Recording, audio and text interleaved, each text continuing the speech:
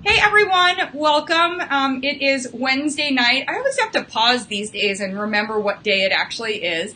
If you are joining us live, I'm so excited because tonight we are actually offering a giveaway of Mary's book. So I'm going to get into more of that as we go along, but just a reminder, that's only for the folks that are live tonight, so follow the instructions. And for anyone that is joining us at any time, a reminder that you may have a question, and if you have a question, we are here to answer those questions. So I'm either going to ask those questions live, maybe not the second that you ask the question, just so I want to give Mary the opportunity to have her get in her flow and answer things. But we are here to answer your questions. The goal of the Better Nutrition program is to bring practitioners and patients together so that we can all communicate, assess nutrition, and create better recommendations that are actually doable, because that's when we get the better results. So thanks for joining, and as always, if you want to let us know where you're joining from, I really appreciate that as well. We'd love to know where you're joining from and what you're up to. Okay. Without further ado, I am Ashley Koff, registered dietitian. I'm thrilled to see you here. And today I am so excited to have Mary here, although I wish I was there where she is on the other coast right now. But Mary, it's such a privilege. So many of my different colleagues and friends have told me about you. I've listened to your podcast. And for anyone who is interested in that podcast, there's actually one that dives a lot deeper into Hashimoto's, which we're going to touch on today, but may not go as deep with Mary and another dietitian. So please check that out. Mary, I thought we'd start with your story's really, I think, valuable and apropos to the topic. So we're going to dive into the topic in a moment, but I thought we would actually start with a little lexicon lesson. So there's a lot of stuff about thyroid that people hear about. So if you could start with what is our thyroid, good primer for any of us practitioners, a little bit about how it works, and then some of we've heard Hashimoto's, hypothyroid, hyperthyroid. So just the high level view of what these things are, and then we'll dive into your story and about integrative approaches. Okay. First of all, hello. How are you? I love it. Yeah. Out there. It's fabulous to be here, and I am very excited to be talking about this topic of thyroid function because it's very near and dear to my personal heart and my thyroid right here. Speaking of which, the thyroid gland is this fabulous organ. It's this little butterfly-shaped gland. It's right down here at the base of the front of the neck, right below an Adam's apple, if you happen to have an Adam's apple. Not everybody does. And essentially, it is a hub of metabolism and regulation in our body. So it does everything from help us to metabolize nutrients, it maintains our body temperature, it has an impact on our heart rate, meaning that it has an impact on what our heart rate number is, but also the output of our actual heart in terms of the blood that it's pumping. It has an impact on our mood, it has an impact on our skin, it has an impact on how our body uses carbohydrates and proteins and fats. So it really is an integral organ to our health. And essentially it is producing thyroid hormones that help to do all of those jobs that I just mentioned. Amazing. Okay, so when we talk about, in case anyone's just joining us, we've got Mary Purdy, we're talking about thyroid health. So that was just her ode to the thyroid organ, the gland. And the hormonal piece, I think that's so important because for so long, when anybody talks about hormone health, it's literally just been about estrogen, right? I feel like, or testosterone on that part. So we'll talk about thyroid hormone. Let's actually dive into that. So let's go through, by definition, the difference between low thyroid, hypothyroid, and hyperthyroid. And then where does Hashimoto's fit into that? Okay, so hypothyroidism means an underactive thyroid, a thyroid that is not producing enough or sufficient amounts of the thyroid hormone. That is hypothyroidism. Hyperthyroidism is like when you think of hyper being too much, like someone's really, really hyper. Well, your thyroid gets really, really hyper, and it starts producing too much thyroid hormone, and that can, in turn, have negative consequences as well in terms of creating palpitations and anxiety and a revved up system, which is not necessarily healthy for us. Now, the thing with Hashimoto's is less an issue around the thyroid and more an issue around our immune system or our autoimmune system, meaning that our body is actually attacking our thyroid gland for whatever reason, which we'll get into.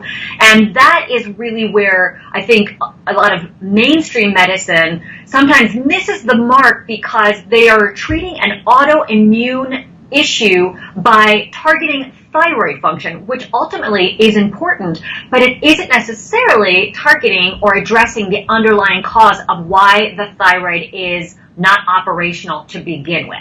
Awesome. So Kelly and Marty are here. We've got people who are entering to win your book. So remember to type in Better Thyroid if you want to be entered to win her book. It's only while it's happening live today. One copy here in the U.S. And hi, Marty is actually furiously taking notes for a friend who has Hashi. So we're going to definitely dive into that part.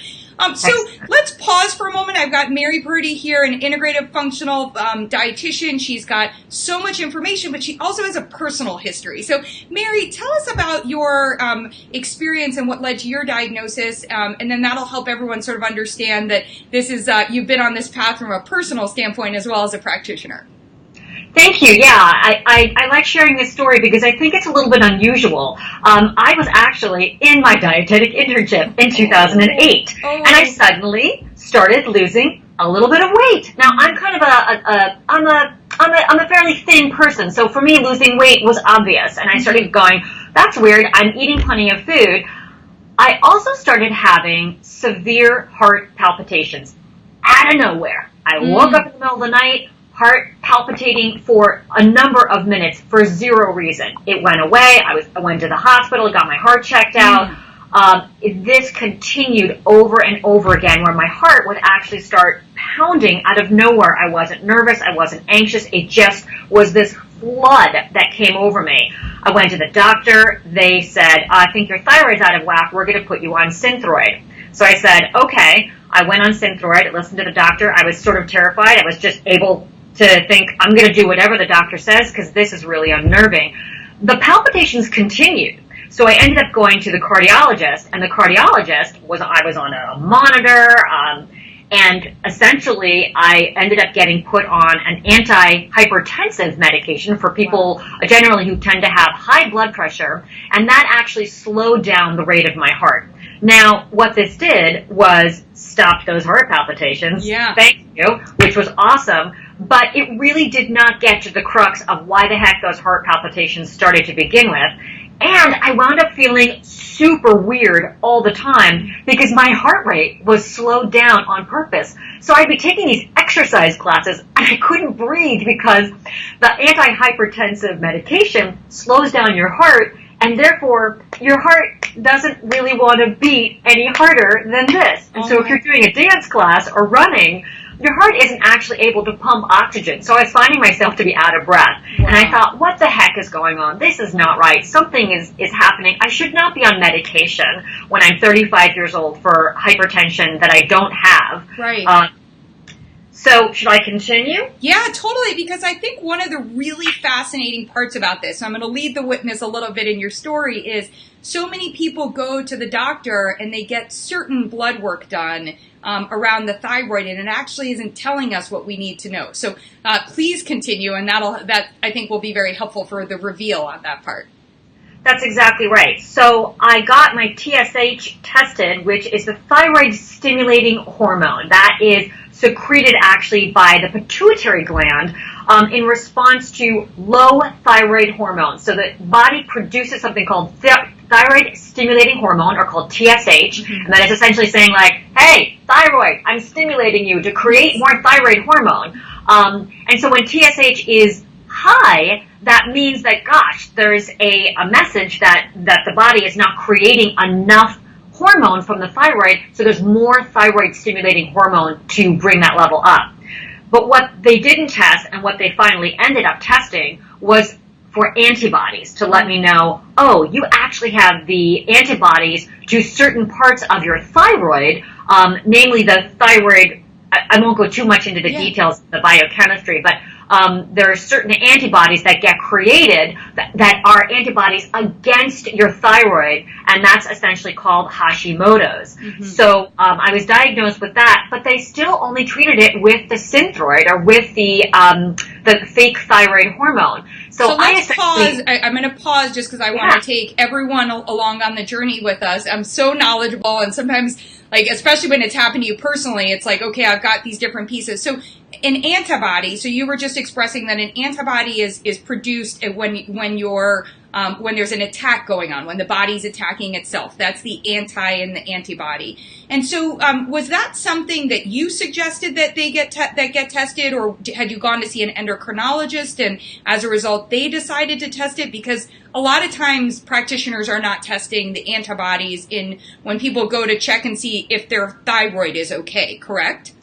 Exactly. And as a practitioner, I am always telling people, you need to be an advocate for yourself. Ask your doctor to test you for the antibodies. And the reason why they don't test for the antibodies is because what they say is the diagnosis doesn't necessarily affect or change the treatment. I'm still going to put you on Synthroid because Hashimoto's eventually, for most people, will destroy the thyroid. It will continue to attack the thyroid until the thyroid can no longer function. And essentially, the treatment for that is thyroid hormone. Got it. So I actually went to a naturopathic doctor, and I got that diagnosis, and they still put me on the thyroid hormone. Kelly jumped in and said crazy, and I think Mary would totally agree. She's like, it is totally crazy that's the situation there. So yeah, 100%.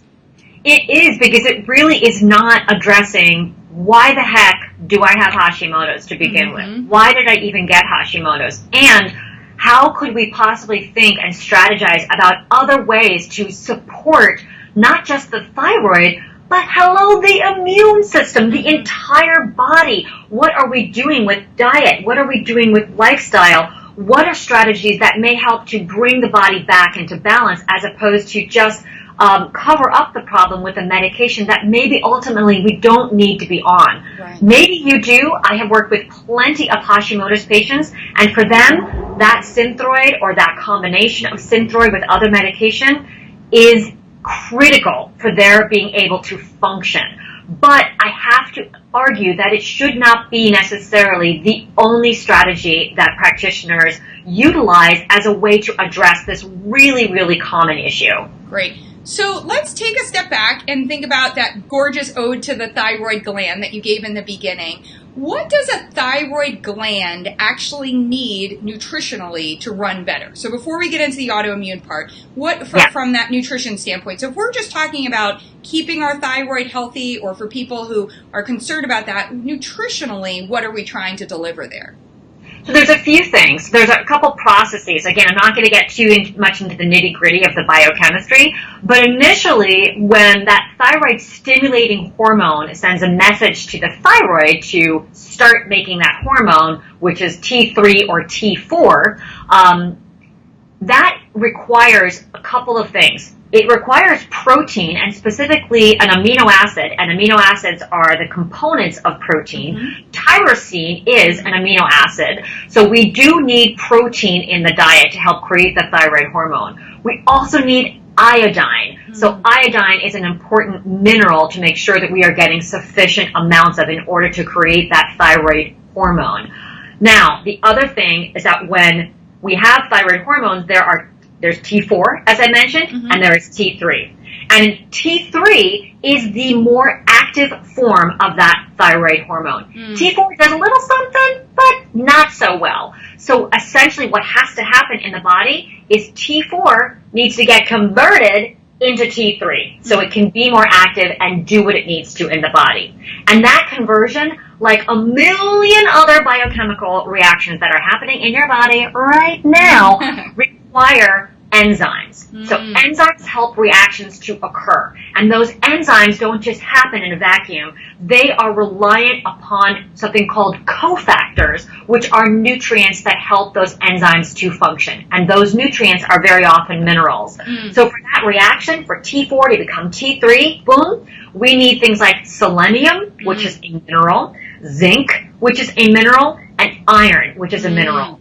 And all of those are found in a healthy, whole foods-based diet with lots of plants, organic foods, foods that are rich in those minerals, nuts, seeds, for some people, meat, I know, with iron. So if we don't have those foods in the diet, or we don't have them in sufficient amounts, that reaction may not be happening properly. So we got a question. I think it's so people here are really smart. So thank you guys. But somebody's saying, I thought you need vitamin D for your thyroid. Yes, and so we're going down the list of all the nutrients. So tell us a little bit about vitamin D as we talk about one of those active nutrients as well. Yeah.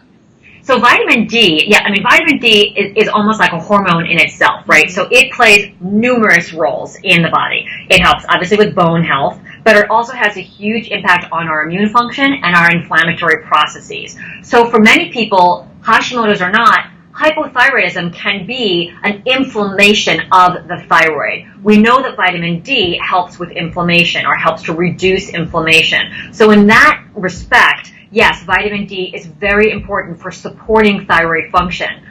It is also extremely critical for supporting immune function. And I will tell you, almost everyone that I've worked with who has had Hashimoto's or has had vitamin D or has had, hypothyroidism tend towards having low vitamin D levels. Mm-hmm. So I think it is a critical piece to get that level tested and to either, work with a practitioner to figure out how much vitamin D you actually need and then test again. There are food sources, of course, in small amounts, mushrooms, salmon, eggs, but usually in my experience, not enough to really bump that level up to the level at which it needs to be. Got it. We are getting the questions pouring in. Of course, we're going to talk about cruciferous vegetables. We're definitely going to talk about plant-based versus animal. They're asking about, and then somebody just asked keto for your thyroid.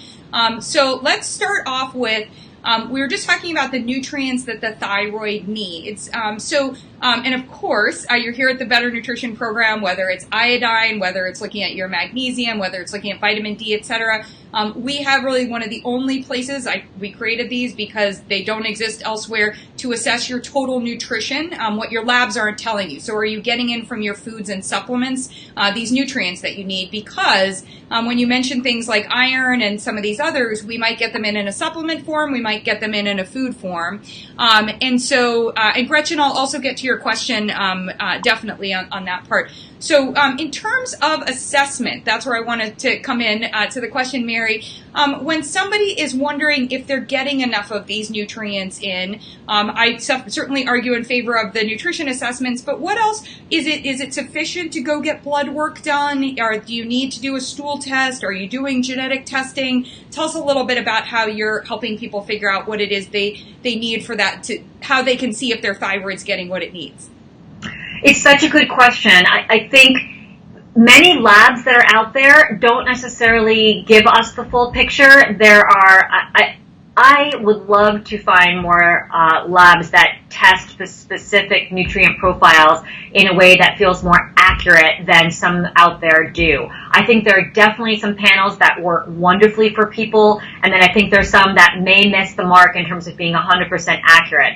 So there are tests that we can obviously give when we're testing something like as simple as iron. You're looking at someone's hemoglobin or hematocrit or their ferritin to understand what their iron levels are.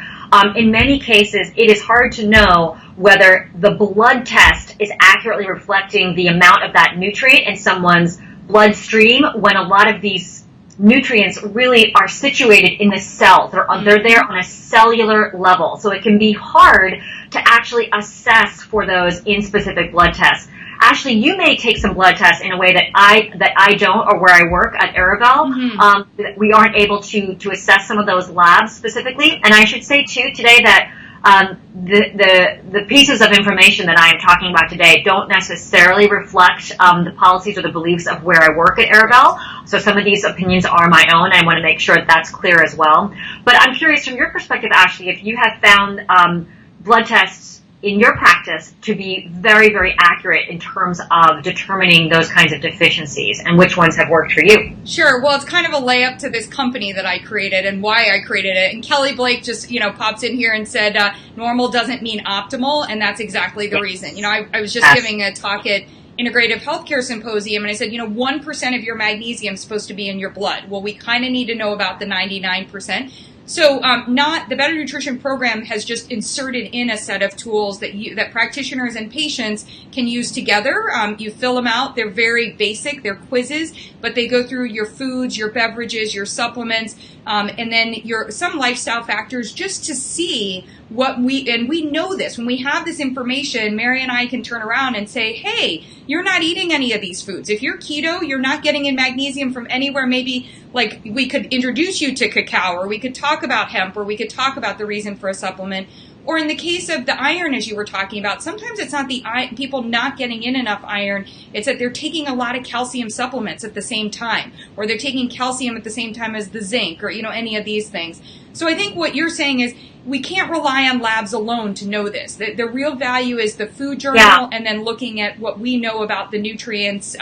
But you got to add the total nutrition, your supplements also, like all of those pieces where we're getting it in. You were going to say, yeah. Oh, I was going to say, I mean, when someone comes and talks with me about their diet, I do the exact same thing. I look at the breakfast, lunch, dinner, and snacks, and I know, because I've been in this field for so long, what are the sources of zinc? I'm not seeing any. What are the sources of calcium? I'm not seeing any. What are the sources of magnesium? I'm not seeing sufficient amounts. Right. And then also assessing for other symptoms. Do they have restless leg syndrome? Are they dealing with skin issues? Might that reflect their omega-3 fatty acid status? And we do actually test for that, and you can determine if someone has a lower omega-3 fatty acid status. Obviously, vitamin D is something we can test.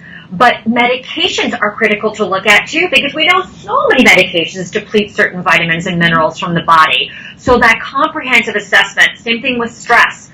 Stress may deplete certain levels of nutrients, or may use up a lot of additional nutrients that are necessary for the body to function. Yeah. And then lastly, digestion. Hello. If somebody has impaired digestion, which is extraordinarily common with autoimmune diseases, they may have trouble absorbing and retaining those nutrient levels that are necessary for them. Oh, it's like I'm just like sitting here like, yes, like say more. It's so great. Okay, but people have questions, and I'm just going to remind you guys all, we are giving away one copy of Mary's book tonight. You have to be a resident of the U.S., but you need to type in Better Thyroid to be entered to win. We are picking a winner randomly at the very end tonight while you're live, so we'll be picking them. And so make sure you enter in Better Thyroid. Gretchen, I'm not forgetting about your question. I'm going to get to it's a little bit more personal, and I want to come down that path. But I do want to ask about this question because everyone asks this question.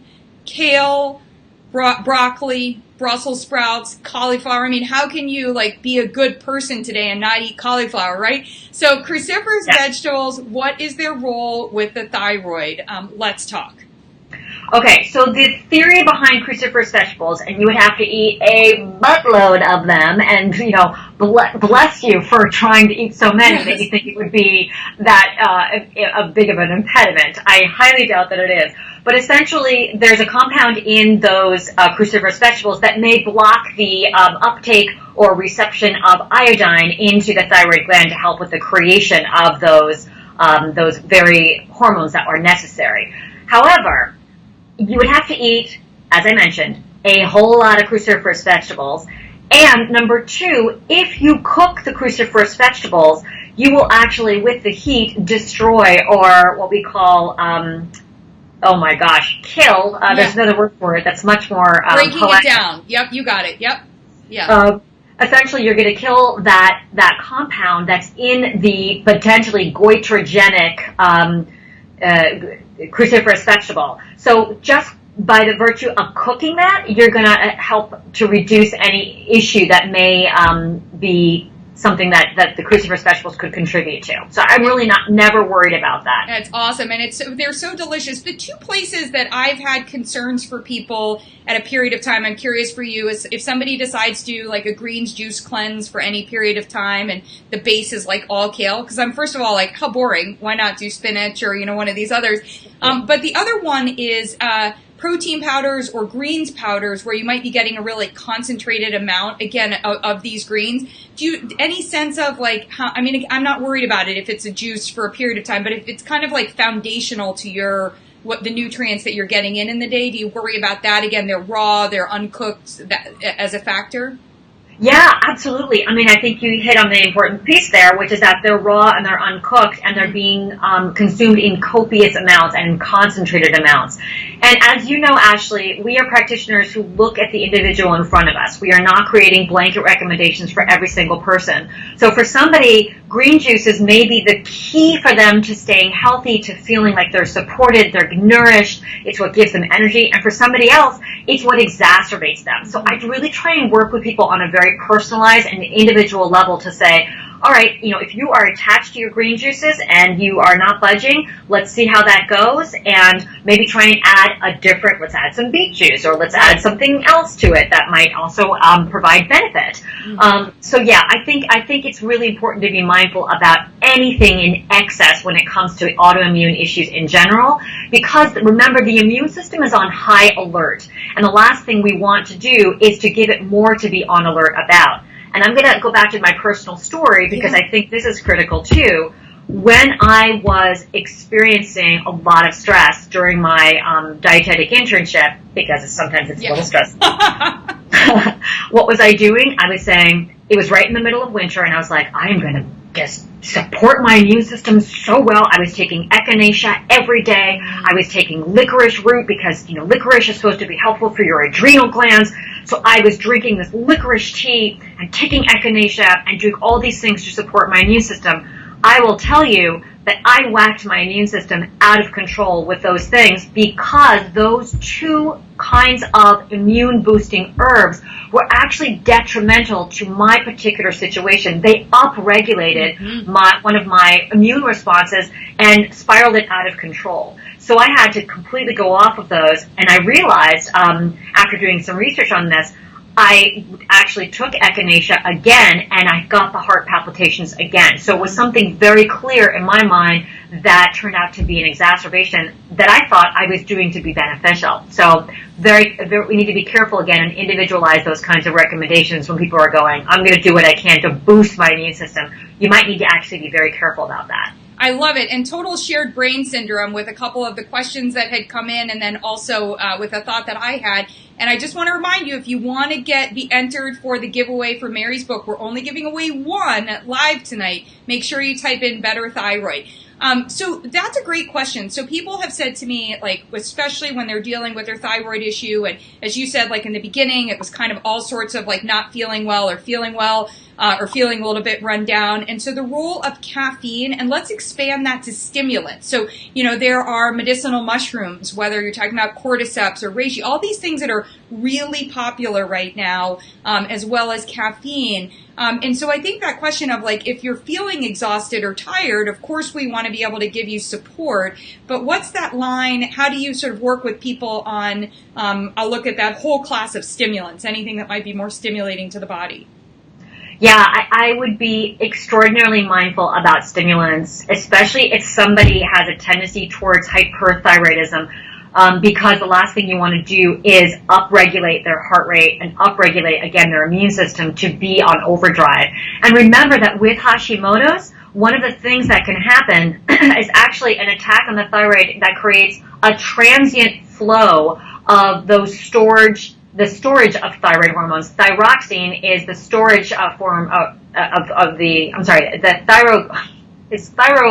oh my God, the name is escaping me now, but there is a storage form of the thyroid hormone that in certain cases, when you have Hashimoto's, there can be this flood, this very quick flood, which I believe is probably what happened to me, that releases the thyroid hormone and creates these symptoms that are very, very unnerving. And so many people who have thyroid issues tend to be on the fatigued and exhausted side there usually has been some kind of trigger. Maybe it's pregnancy, maybe it's having given birth, maybe it's a trauma of a loss, a car accident, being your dietetic internship and overworking yourself that is somehow depleting the body. Right. And the caffeine and those stimulants really act as, again, a Band-Aid over something that maybe needs to be addressed on a more fundamental and foundational level. What are you doing to actually support your body? Sleep, stress.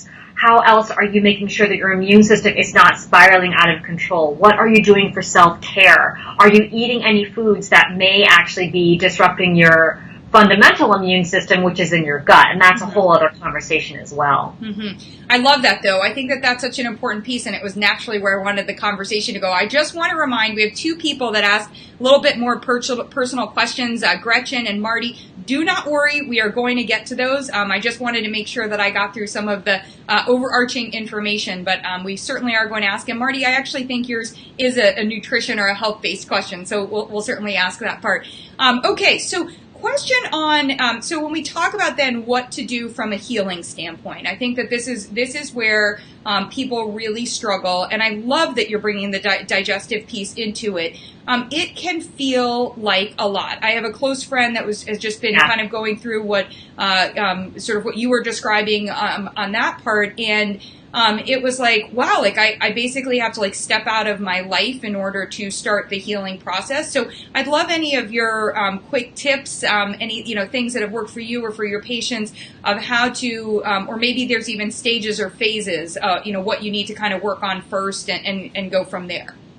Yeah, and it's so dependent on where somebody is ready to take their own sense of health and that where they are on that journey. In my opinion, we can't do much until someone's lifestyle is a bit more on a stable platform. So with any autoimmune disease, I always start with, how's your stress? How's your sleep? Can we at least get your stress level from here to there? And can we at least get your sleep from 6 hours to 6 hours and 15 minutes or whatever it is? So starting there with just creating balance in the body, you can have the most perfect thyroid and immune boosting diet, but if you aren't sleeping and you're super stressed out, I don't believe it's going to have the same kind of impact. So for me, starting with very, very simple strategies of stress and sleep feel absolutely imperative. That's number one. Number two is, as you mentioned, digestion. We know that our immune function starts in the gut. And if there's anything we can do to support gut function, whether it is bringing in fiber-rich foods, eliminating foods that may aggravate gut function or immune function in general, and I can talk more specifically about those.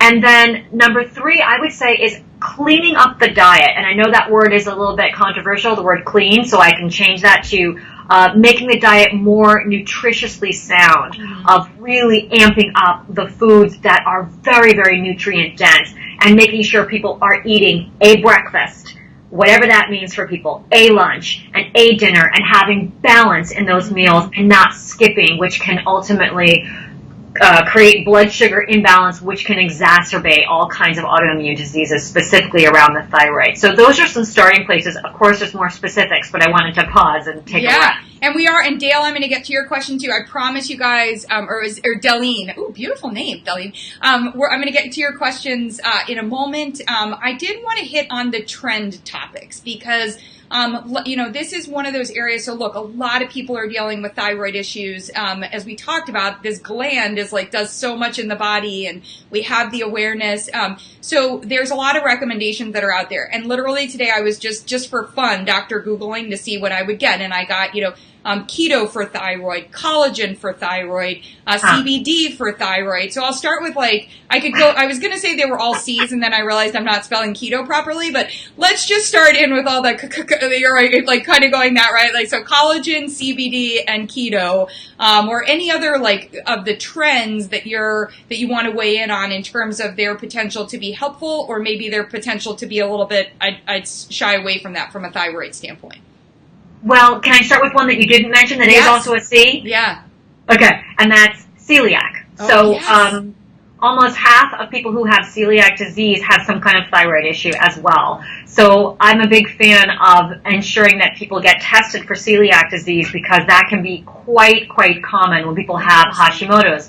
Celiac is also an autoimmune disease, and many people who have an autoimmune disease may also have another autoimmune disease. So those two often go hand in hand. And on the same front, for many people who have thyroid issues or Hashimoto's specifically, they do better when eliminating gluten. And that can be for a variety of reasons. I certainly think it's worth trialing that, and I know that is also one of those trends that people tend to look down upon or feel a little bit skeptical about. I have found it to be quite beneficial to at least give it a shot for people and to see if that helps to reduce some of the inflammation, help to repair the gut a little bit, and work to, again, reduce the immune system from spiraling out of control, which can happen with gluten for certain people with certain genetic predispositions. Yeah.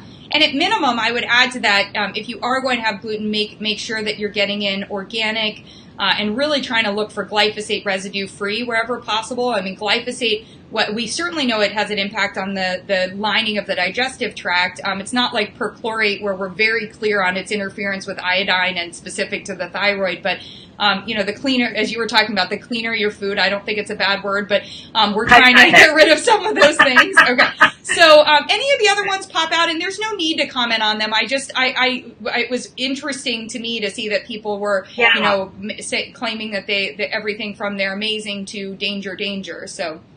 Well, I mean, I think this is one of those annoying answers that I have that sometimes drives people crazy, which is it depends. It depends on the person. It depends on how people respond to certain kinds of foods. It depends on what your blood work is like, right? With ketogenic diet, I know a lot of people have found benefit with that. I have seen many people on the ketogenic diet lose weight and have terrible labs as a result. So that isn't for everybody. I've also seen people on the ketogenic diet feel like this is the thing that was life-changing for them. Was that because it's the ketogenic diet, or is it because they have eliminated foods that were not serving them well before, that may have been laden with pesticides or other kinds of preservatives or chemicals, or they were just very processed and they're feeling good because they're actually eating real food for the first time in their lives. So I feel like it is so personal, so individual. Work with a practitioner who can help make sure that whatever diet you feel like you would like to try, or whatever diet if you are a registered dietitian and someone wants to try keto, work with them, because that's the way that we work hand in hand. Sometimes it doesn't have to be 100% keto. Maybe it's keto-ish. Right. And there are ways of approaching that diet that could be beneficial, but not 100% is necessary. Yeah, I love it.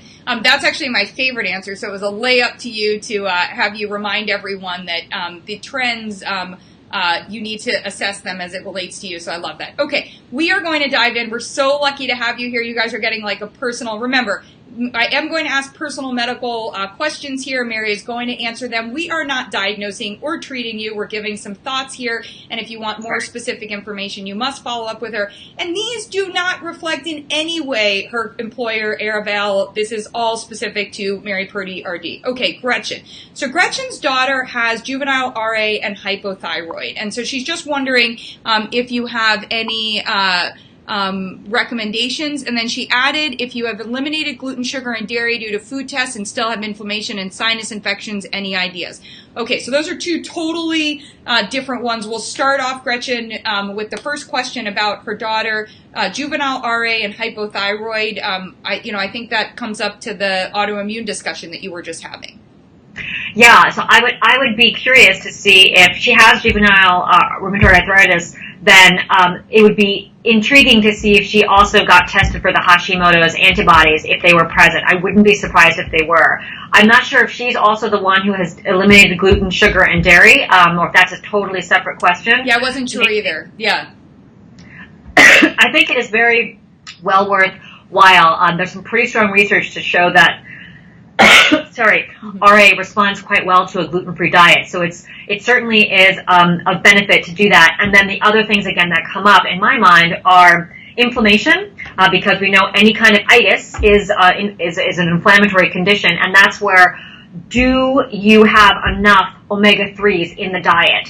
And I'm talking about whether that is fish, algae oil, fish oil, flaxseed, walnuts, other sources of omega-3s, which can come in the source of even like eggs that have been coming from a chicken who has been fed a high omega-3 fatty acid diet. If I didn't say flax, chia, hemp, those are other things. Does somebody have enough of those that can help to reduce inflammation in the body?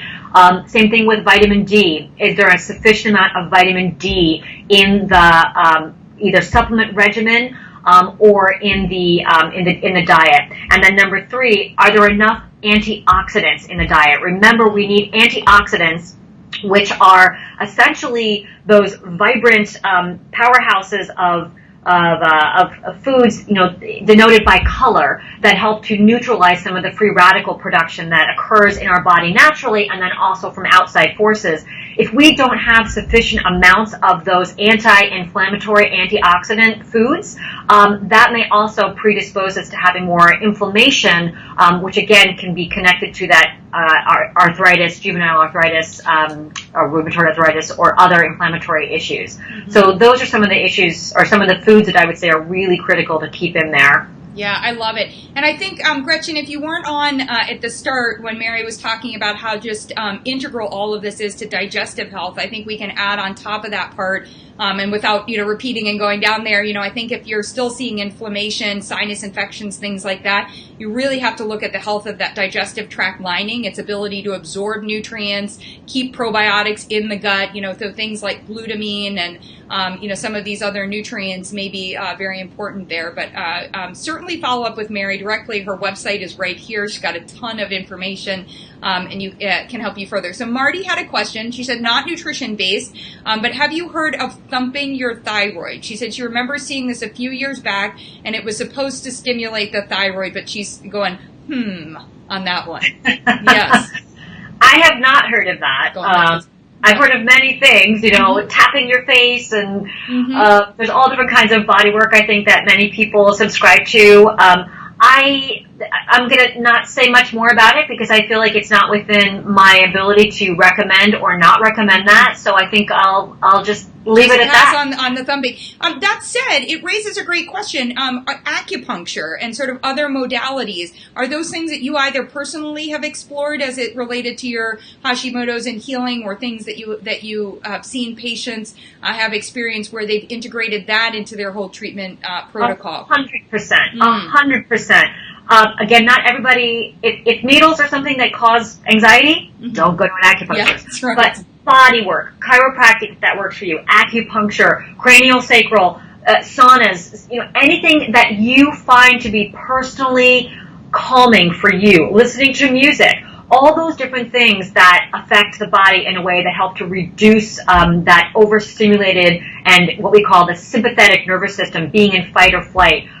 There's some very, very strong research to show that things like yoga, meditation, acupuncture, body work like massage, even things like aromatherapy, have been shown to reduce stress levels, to reduce cortisol levels.